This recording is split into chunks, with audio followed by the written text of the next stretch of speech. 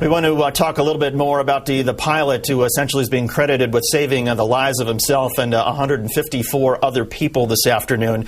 We're still waiting to get confirmation. We believe we know who it is, but we're going to wait until we have confirmation before we go with the name and before we give you a little more information about his experience. But in the meantime, I want to bring in former American Airlines pilot Tom Casey. And Tom, first of all, how ingenious was this landing given the circumstances? Well, given the circumstances, it was an almost perfect job.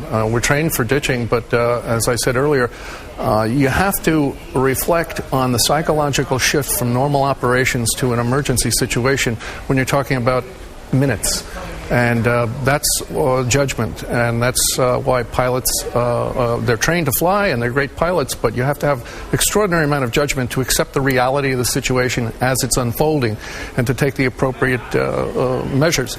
He was able to get, evidently, a communication to the cabin crew, so everybody was ready. Everybody was in their seats because it was just they just made the takeoff. And evidently, he made that left turn, realized he didn't have power to get to Teterboro or Newark, and just accepted reality and made a beautiful landing in the Hudson River.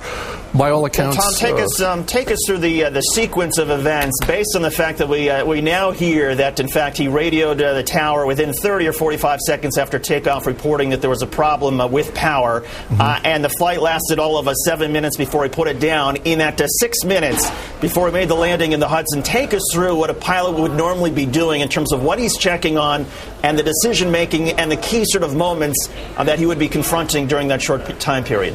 Well, the first thing that would happen was the impact with the geese, and then that would be that would set up, let's say, alarms in the cockpit as whatever happened to the engine. There would be some indication of that. But what's most important is the feel, how the pilot is feeling the performance of the aircraft, because don't forget, it's a swept-wing airplane. He has to maintain energy. He has to maintain flying speed. And if the power is decaying rapidly, he has to lower the nose and make a decision, and then follow up on that course of on that plan. And in New York City, obviously, he saw the only place to land was the Hudson River, and did an extraordinary job. Again, it's recognizing what's happening, not necessarily what you're seeing in the cockpit, but what you're feeling in your hands and the seat of your pants, and then looking outside and finding the appropriate course of action to minimize death and disaster. And he did a fabulous job, and so did the cabin crew.